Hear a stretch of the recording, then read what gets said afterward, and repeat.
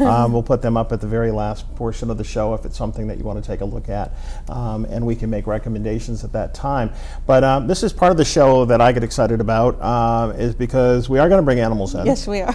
You know, and it may be a perfect opportunity to bring your little buddy here tonight. And well, I'll let you do all the introduction. Oh, okay. Well, one thing you said, and I would just echo, is that it's so important when considering adopting an animal is to really think about rescuing an animal first. Right. Because there are so many animals that, you know, deserving, loving animals who you know, could benefit from a good, loving house. But right. That being said, we aren't encouraging everyone to go out and get a pet tonight. No, and we'll talk a little bit. But I just want to make the. I think it'd be good to say that a few times. I'm going to tell you a little bit about Zoe first, and then I'm going to take her out for a second. But Zoe is a guinea pig. Well, maybe I'll take her out first. Come here, Zoe. You talking up a storm? She's talking. Yeah. So Zoe is actually she's passed her therapy test, so she's a therapy guinea pig through the Delta Society and Soul Friends. I had seen an ad in the newspaper. It's kind of a desperate ad at our local paper that said, you know, 2 guinea pigs and, you know, needing to get rid of, well, not rid of, but needing a new home as soon as possible, divorce situation, and then the part that was kind of made me make the call was it was first pet of an 8-year-old girl. Oh. So I called and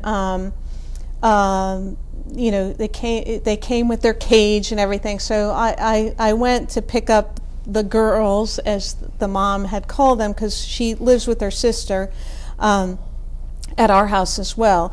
And the thing that was kind of very powerful to me was, as we got there, the mother started to share that she hadn't told her daughter yet that she was planning to adopt out her guinea pig, and that the little girl was going to come home from school. Oh, no. And her guinea pigs weren't going to be there.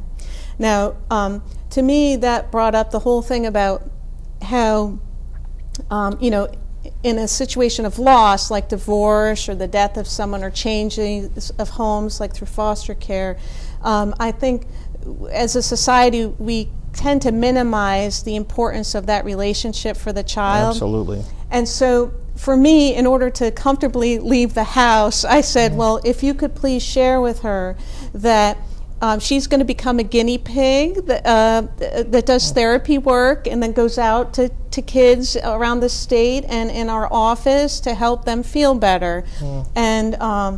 And I said, you know, if she wants to come see them at any time, she could. Wow. But so that's kind of Zoe's story. She might want to. Yeah. Carrot. She might want a carrot. So how does Zoe get certified? Oh, it's through Delta Society. She has to go through a test where they pet her and feed her and kind of hold her to make sure that she doesn't get too nervous or things. Not too wiggly or. Yeah. Oh. And in our work in the office and around the state, what guinea pigs do as therapy animals is actually they're really great about teaching kids about normal responses to anxiety and safety concerns, like you brought up, because through their body they release a lot of energy. Sure. We joke and say, you know, they eat really fast. Their bodies process information fast. You know, they can get because they're small and vulnerable and prey animals that hi Zoe, sorry, but she's so cute. You know, that they move fast, they duck, they burrow, and all those things are ways to protect themselves. Right.